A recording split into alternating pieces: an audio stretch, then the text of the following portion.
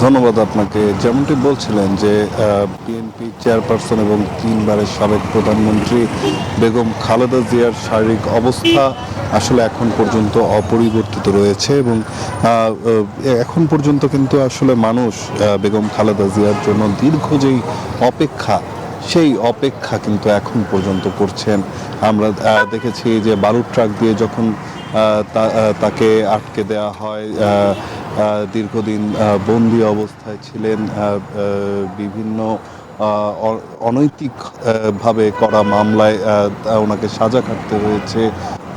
এই ১৭টি বছর ওনার দেশের মানুষের জন্য যেই সংগ্রাম, সেই সংগ্রামের জন্য কিন্তু তিনি সব সময় ছিলেন আপোষহীন এবং অন্যায়ের সাথে আপোষ করেননি জন্যই কিন্তু তার জীবনে যত দুর্ভোগ, সেই দুর্ভোগ পোহাতে হয়েছে শুধুমাত্র দেশবাসীর জন্য। এবং সেই অপেক্ষা এবং দলের নেতাকর্মীর যে অপেক্ষা, সেটি কিন্তু এখন পর্যন্ত চলছে। যখন সময় আসছে ত্রয়োদশ জাতীয় সংসদ নির্বাচনের, ঠিক সেই ত্রয়োদশ জাতীয় সংসদ নির্বাচনে যখন দলের নেতাকর্মী, দেশের বহু মানুষ চান যে বেগম খালেদা জিয়া আবারও দেশের হাল ধরবেন, ঠিক সেই সময় তিনি অসুস্থ অবস্থায় চিকিৎসাধীন রয়েছেন এভারকেয়ার হাসপাতালটিতে।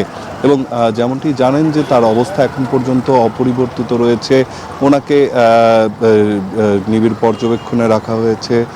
ওনার শারীরিক যেই অবস্থা, আমরা এখন পর্যন্ত জানতে পেরেছি যে ওনার ডায়ালাইসিস চলছে আজ প্রায় ১ সপ্তাহ হতে চললো এবং এরই মধ্যে কিন্তু ফুসফুসে পানি জমছে বলেও আমরা জানতে পেরেছি। সেই পানি বের করা হচ্ছে। তো অবস্থার এখন পর্যন্ত উন্নতি না হলেও এখন পর্যন্ত অবনতি হয়নি বলেই কিন্তু আমরা জানতে পেরেছি এবং চিকিৎসক যারা রয়েছেন তারা হলো বেশ আশাবাদী। ওনাকে উন্নত চিকিৎসার জন্য দেশের বাইরে নিয়ে যাওয়ার যেই কথাটি উঠছে, সেখানে কিন্তু চিকিৎসকদের পক্ষ থেকে জানানো হয়েছে যে ওনার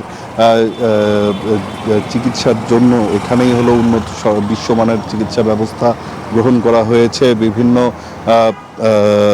চিকিৎসকদের মাধ্যমে মেডিকেল বোর্ড গঠন করা হয়েছে। পাশাপাশি কিন্তু গতকালকে এখানে চায়না থেকেও চিকিৎসকদের একটি বিশেষজ্ঞ দল এখানে এসে পৌঁছেছে।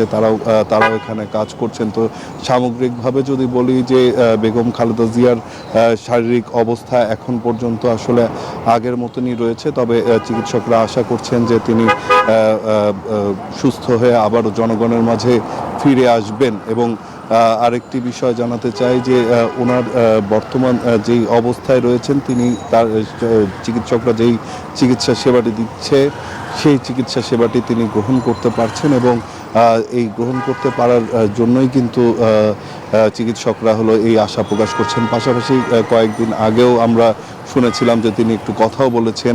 তো সব কিছু মিলিয়ে যদি বলি যে চিকিৎসকরা আশাবাদী যে উনি ফিরে আসবেন এবং দেশের হাল আবার ধরবেন, সুস্থ স্বাভাবিক ভাবেই উনি ফিরবেন এবং সবার জনগণের মাঝে জনগণের জন্য ওনার যেই ত্যাগটি স্বীকার করেছেন, যেই আপোষ কখনো অন্যায়ের সাথে করেননি, সেটির বাস্তবায়ন ঘটবে তার ফিরে আসার মধ্য দিয়ে এবং দেশের হাল ধরার মধ্য দিয়ে। তো এই ছিল এখন পর্যন্ত এভারকেয়ার হাসপাতাল থেকে আমার কাছে সবশেষ তথ্য।